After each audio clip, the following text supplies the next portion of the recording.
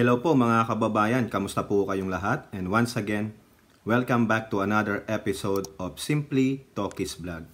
Ang pag-uusapan natin mga kababayan ay ito pa ring mainit na usapin sa West Philippine Sea. No, pero bago po yan, ako po ay may ipapakita sa inyo. Nakabili na po ako ng sasakyan dahil sa inyo. O di po ba no? Ito po papakita ko sa inyo. Ito, bagong ano ba tawag ito? Matchbox? Hot Wheels po, no? Magkano ba to sa sa isang store? $4.99. Lightning McQueen para po sa Hot Wheels nung anak kong lalaki. $4.99, no? Salamat po. Akala nyo naman kung hindi. Nagjo-joke lang po ako. Wala po. Napakamahal po ng mga sasakyan ngayon. Napakamahal ng gas. Kaya hanggang dito na lang tayo. Mangangarap na lang po tayo. Sports car pa ito. Bongbong Marcos, F1 to. Makita mo ako sa Singapore next time, nagda-drive ng ganito. Joke lang, no? Pang pa-uplift lang muna. I-open up muna natin yung mga kaisipan ninyo, no? At bago ulit tayo magsimula, ipiplex ko lang po ito, no? Yung Haya Nature Resort. Diyan po yan sa Barangay Panan, Botolan, Zambales. Tandaan nyo yung lugar, Botolan, Zambales. Nandyan po yung phone number, email address, at nandyan po ang kanilang website. At ganoon na rin, isama ko na rin po yung mga kasamahan ko sa Nomads na si Levi and the Triplets and Bonds Harley. Sila po yung nagbibigay tulong sa akin sa pagbibigay ng opinion at reaction sa ating mga content. At ganoon na rin po, salamat po sa lahat ng channel members na patuloy na hindi bumibitaw at tumutulong sa atin at tayo po ay nakabili nito. Di ba, channel members? At ganoon din po sa mga kasamahan natin dito sa mundo ng YouTube, no? Yung mga nanonood, nagla-like and share, nagsusubscribe, nagko-komento whether good or bad, nagdi-dislikes. Salamat na rin po dahil at least napadaan kayo sa ating mumunting channel. Shout out din kay Tatay Jack Perds Vlog, kay Car Clea, kay PK KPL, kay Pambansang Loyalista, no? Sina-shout out ko po siya kasi nakakasabayan ko po siya sa ibang mga vloggers, influencers na napapanood natin. At maraming salamat po ulit and may God bless you all. So ito po ang pag-uusapan natin, hot topic ito. Tungkol po dyan sa West Philippine Sea. Kasi po, dyan po sa balita ng The Manila Times, China warns PH not to stir up trouble. Nagwa-warning na po ang China. Kasi nga po, ang pinag-ugatan yan, pinutol po natin yung kanilang barrier, no? Sa utos po ng ating magiting at matapang na Pangulo, pinutol po ng Coast Guard. No? 300 meters long po ang ang layo niyan. So, pinutol. Anong sagot ng China, no? Itong kanilang Chinese Ministry spokesperson, si Wang Wenbin, si Mr. Wang Wenbin. Ito po sabi niya, Beijing firmly upholds the sovereignty and maritime rights and interests of the Hongyan Island. Yun po yung pangalan nila doon sa ating Baho de Masinloc. Yun po, yung Chinese name nung Scarborough Shoal. So, sovereignty and maritime rights. Ganun din naman ang ina-assert namin. Kala nyo kayo lang. Quote, we advise the Philippines not to provoke or stir up trouble.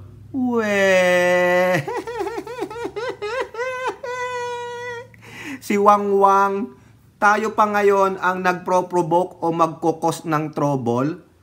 Really? Mga kababayan, really? Mga Pilipino pa ngayon ang mga troublemakers? Sila ngayon ang biktima, tayo ang perpetrators? Tayo ang bad, sila ang good? Wow, palakpakan kay Robin! Wow! Kaya naman pala din nagsasalita si Robin tungkol dyan, no? Nagsalita lang nung pinutol na no? Credit talaga kay Robin. Ang galing talaga nung amo ni Robin, no? Ito pa sabi ni Wang, China has indisputable sovereignty over the island and its adjacent waters and sovereign rights and jurisdiction over relevant waters. Wow, ang galing ninyo. Inangkin nyo na ang buong mundo. Ito pa, China Coast Guard did was China Coast Guard did was necessary to block and drive away the Philippine vessel. The steps it took were professional and restrained. Really? Oh yeah, sige, sa'yo yan. Ito po ang sagot ni National Security Advisor. Well within rights. Bago ko basahin ito, tanungin natin si spokesperson Wang Wenbin. Show us a document that you really have the sovereignty and maritime rights over that shoal. Kasi yung panahon na yan, sama-sama naman ang Pilipino at Chinese dyan. Nangingisda. Walang problema. Ang gusto nyong gawin, lahat kunin nyo eh. Angkinin ninyo eh. Di po ba? Masama po ba na mag-sharing? Di ba? Sabi nga nila, sharing is caring. Wag lang inyong mga jowa at asawa. Pasensya naman po, no?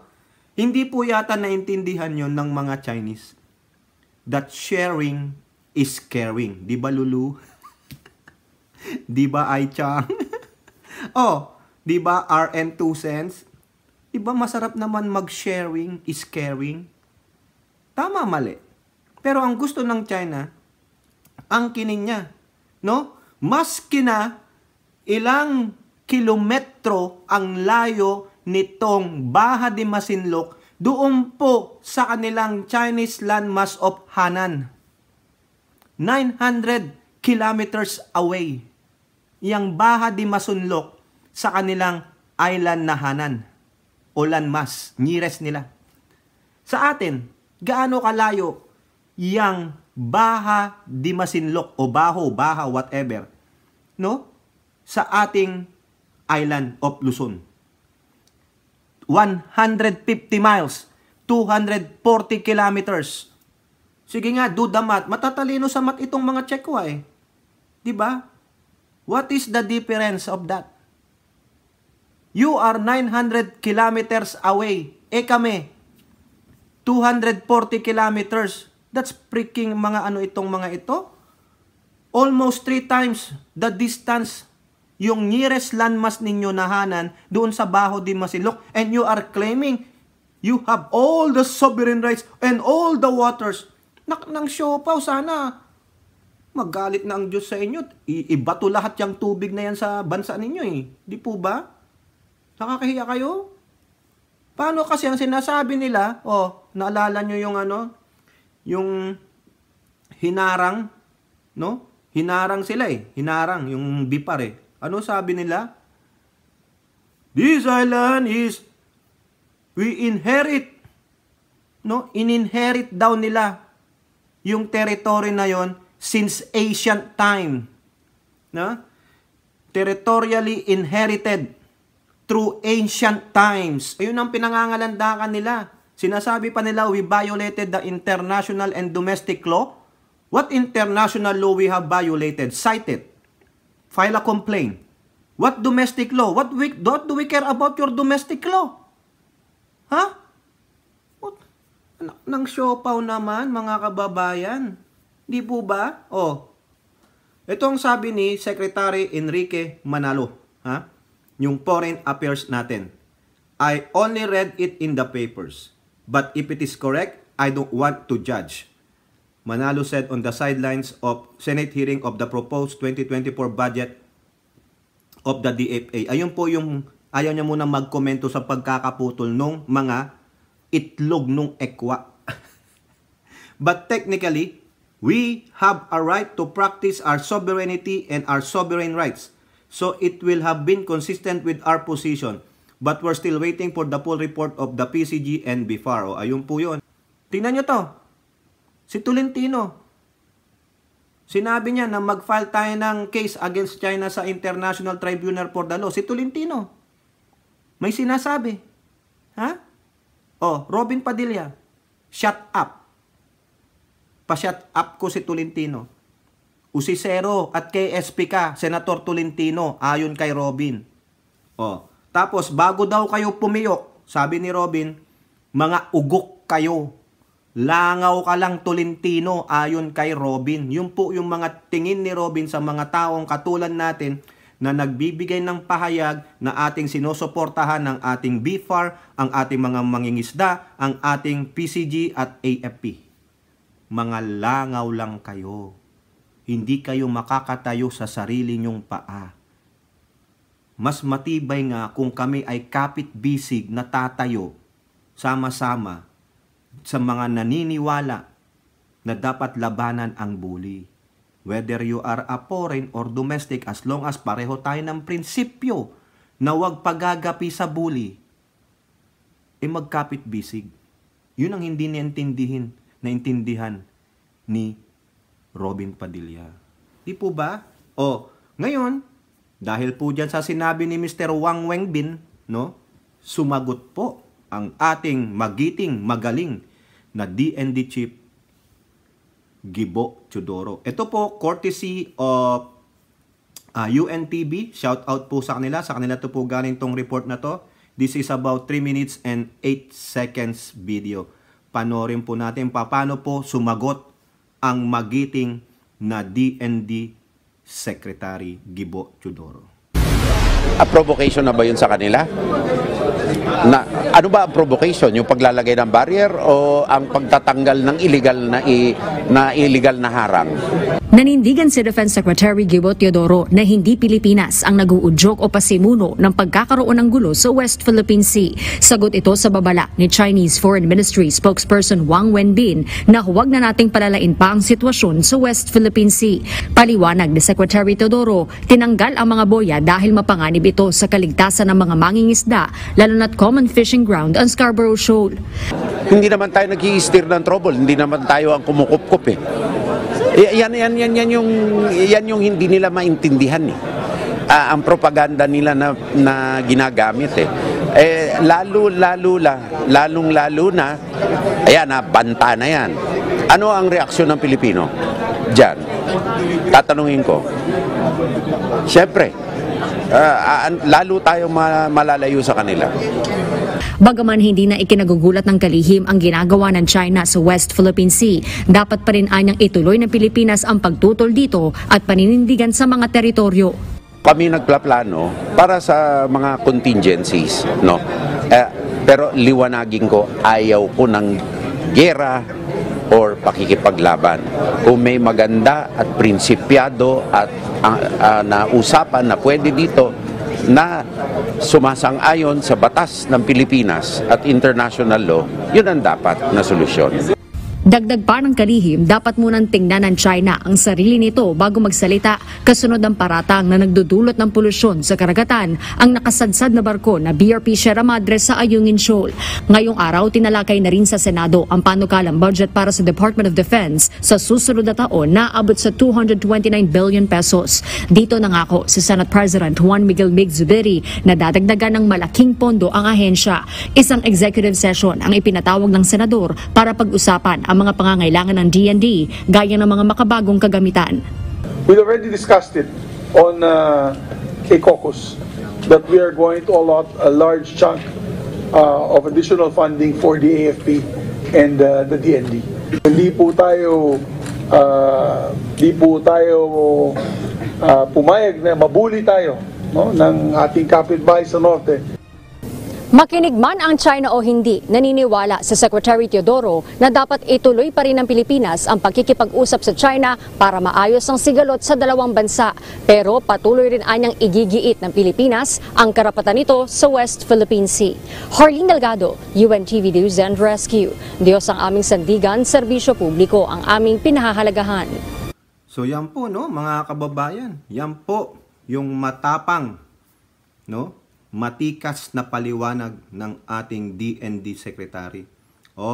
Robin, ano masasabi mo doon? Provocation na ba yon? Is that an act of war? Yung ginawa nating pagputol ng barrier? Nako Robin, pag sinabi mong ganun yun, nako, ewan ko na lang. Baka hindi ka na muling senador. Yun o, sinasabi ko sa'yo. O Robin, sa palagay mo, act of war yon, yung pagputol, provocation yon na sinasabi ng amo mong Chekwa, na nagbabanta. Ano ang sabi ng DND chief? Ayan, nagbabanta sila. di lalo tayong malalayo sa kanila, lalo tayong mag-aalab na hindi sila tangkilikin. Lalo silang dapat na tayo'y magbantay dyan sa ating mga isla. Pinagbabanta na tayo di ba? O parang ganito do it again or else, di ba? O what? What you gonna do? Sige nga, what you gonna do next? Sige, lagyan nyo ulit ng barrier, ano gagawin namin? Di putulin, lagyan nyo ulit, putulin namin, ganun lang naman Kung gusto nyong maayos yan, come and sit on the table. Yun lang po yun. Ayaw po ng gulo, ayaw ng gera, Mr. Lomin. Sinabi na rin po ni DND Chief, ayaw niya ng gera, ayaw niya ng gulo. Hanggat madadaan natin sa diplomasya, madadaan natin. Pero huwag kayong magbabanta. Sino ba nagkukos ng trouble? Di ba kayo? Di ba sinabi ko na kanina? Sila ang nagkukos ng trouble. Kayo ang naglagay dyan ng barrier Kami ba? Kayo ang nag-i-instigate ng trouble. Tapos ngayon pa-victim kayo? Ni-reverse niyo yung situation Kumbaga, sabi niyo Pilipinas ang may kasalanan kasi pinutol nila yung barrier namin. Anak ng siopaw. On the first place, wala sanang ganyan kung walang barrier. Kung wala ka rin kayo dyan na kung wala kayong interest dyan, hayaan nyo lang yung mangingisda nyo, mangingisda namin, sige magsama-sama tayo dyan. Since sinasabi nyo, matagal na tayong friends. Kaso hindi. Ang gusto nyo, kunin nyo lahat, sa inyo lahat Mga ganid kasi kayo Sana tamaan na kayo ng karma, isama nyo na si Robin Di po ba? Magaling lang pag may nangyari na. Eto na mga kababayan, mahusay po. Saludo po ako kay DND Chief, at doon po kay Senator Mig Zubiri. Robin, hindi nagsha-shut up si Mig Zubiri. Di ba dapat si Pangulong Marcos lang? Only PBBM will do the talking and the walking. Ayun yung sabi mo Hayaan natin ang Pangulo will do the talking and walking. Ewan ko, ba't mo sinulat yung English na yun English yun Di ba dapat Tagalog lang lahat? Kakahiya ka yung mga comment sa videos ko. Wala yata ni isa kumampi sa'yo. Wala Dahil magaling ka lang pag may ginawa ng aksyon ang bansang Pilipinas. Pero bago mangyari yon, kung ano yung nangyaring sakuna doon, hindi ka pumapalag. Di po ba? Wala, hayaan nyo lang ang presidente. Di ba, senator ako bakit si Mig Zubiri? Bakit si Bato nandoon? Tumatango-tango pa nung sinabi ni Mig Zubiri na hindi tayo papayag na mabuli nung taga-norte. Buti na lang, meron tayong DND Chief. Nahirapan lang magtagalog si Secretary Gibo. Alam ko yung niya talagang kapampangan talaga Shout out po sa lahat ng ating mga kabalendian sa Pampanga Marami po tayong kaibigan ng mga kabalen At kay Mig Zubiri, shout out. Si Bato, hap ako kay Bato. Eto na. Ituloy natin to. Hindi po tayo nagpro-provoke. Huwag kayong maniwala mga kababayan. Ipag-alam nyo yung damdamin nyo. Ano kayo, pro-China o pro-Pilipino? Pro-Pilipinas. Huwag nyo nang i-justify pa yung ginawa ng China. Magaling sila sa negosyo, but this time we are being bullied. Kabuhayan po ng ating kababayang mangingisdam, particularly dyan po sa ating coastline ng West Philippine Sea. Kung hindi nyo kayang suportahan ito, ano kayo? Ano pang ginagawa nyo dyan sa bansang Pilipinas? Umalis kayo. Hindi kayo kailangan kasi nakakasira kayo ng moral ng kapwa nyo Pilipino na siyang gusto lang manindigan kung ano yung kay Pedro, kung ano yung kay Chekwa. Kung pwede naman magsama sila, why not? Pero itong mga gunggong na katulad nitong si Wang Wenbin, gusto nilang angkining lahat. Yung katulad ni Mao Ning, gusto nila angkining lahat because it is an inherent territory from ancient times, mga gunggong.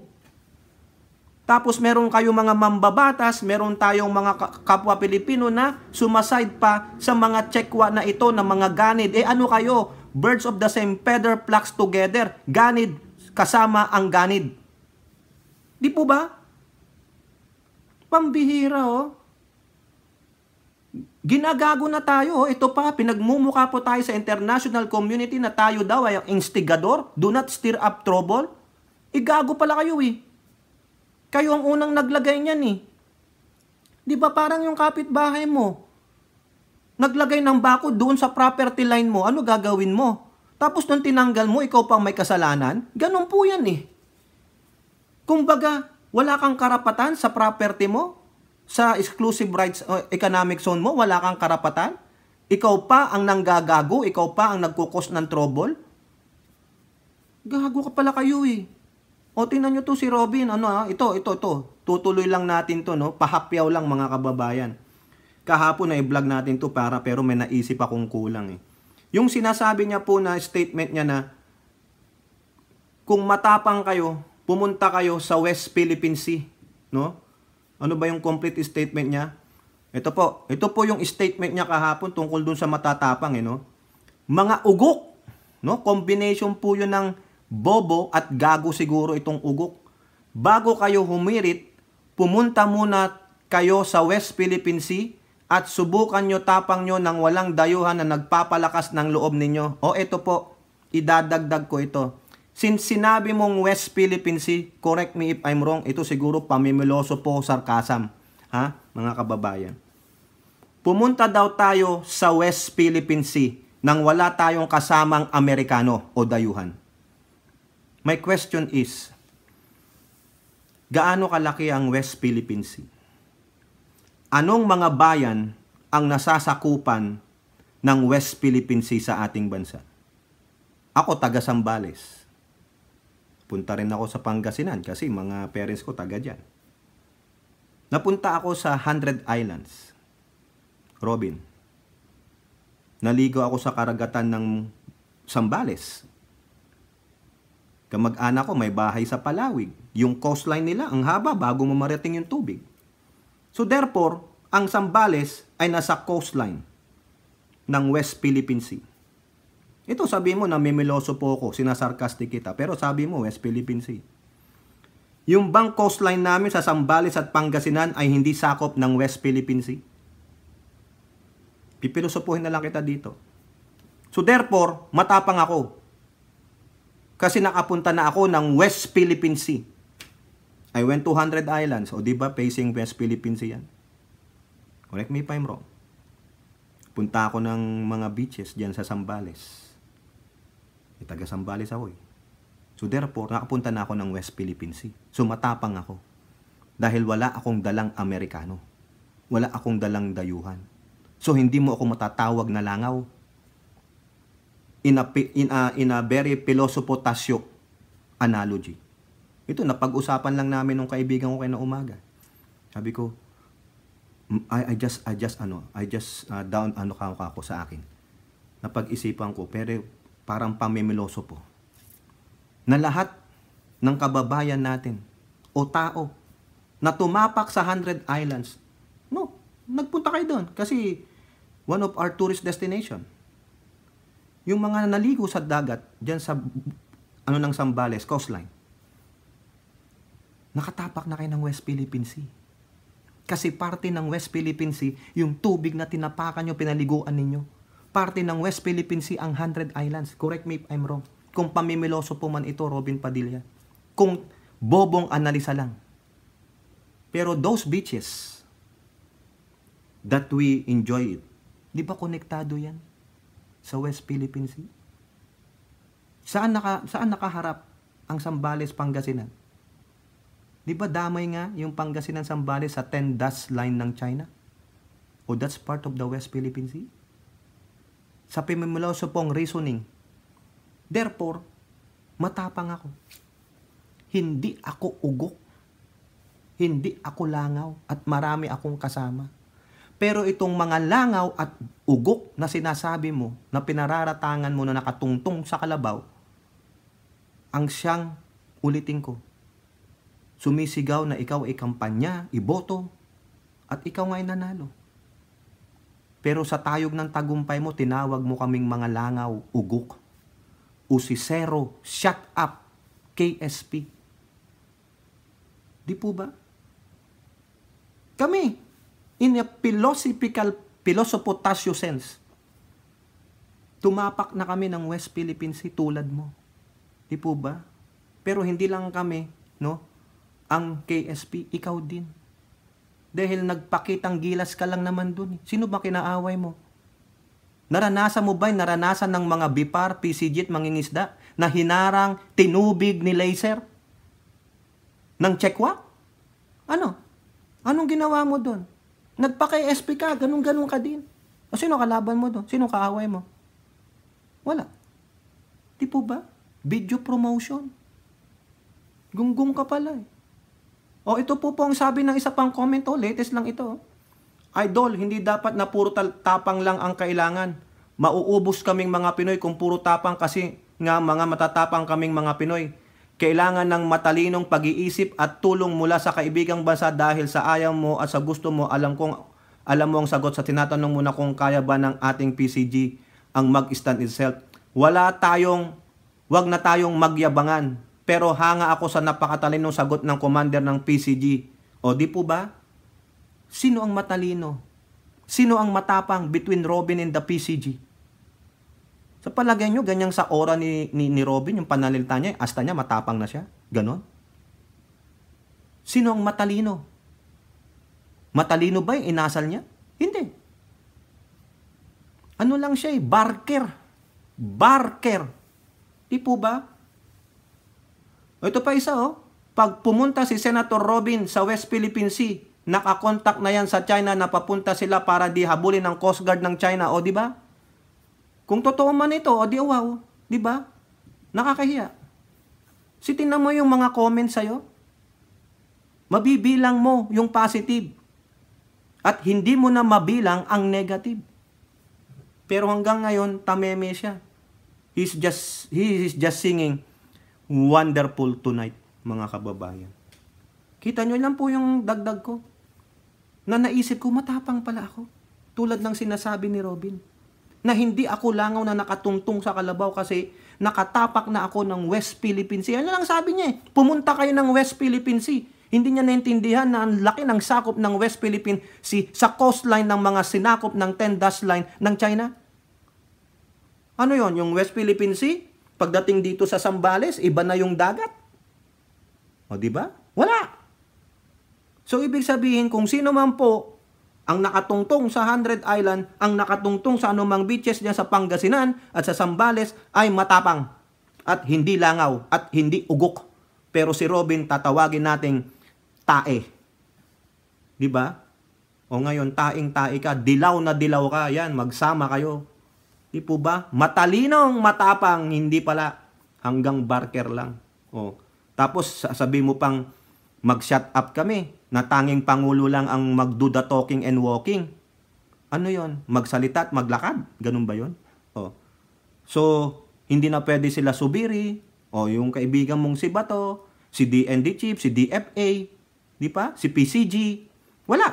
Only the President will do the walking and the talking. Matalino ba yon? O, isip-isip din bago mag-post. O kaya sabihan mo yung writer mo dito na tanga-tanga. Di po ba? Let our President do the talking and walking. Anak ng puta, akala ko naman makabayan ito, makapilipino, na Tagalog lang ang gusto pero nag-i-English pala. Man, come on. You're the one who should shut up. Di ba? Ikaw ang usisero, ikaw ang KSP dahil nauna ka doon. Di ba? Wala ka namang kaaway noon. Hindi ka hinarangan, hindi ka nilaser, hindi ka winatergan. Kumain ka pang masasarap ng siopa, O, kayo po mga kababayan, ano pong inyong masasabi, no? Sumagot na po si DND Secretary Gibo Teodoro doon po sa sinabi ni Wang Wingbin. Si Wang at si Robin, wala. Tamil-mil po yan. O, comment down below and don't forget to like and share. Hope to see you on the next videos. Bye-bye. God bless.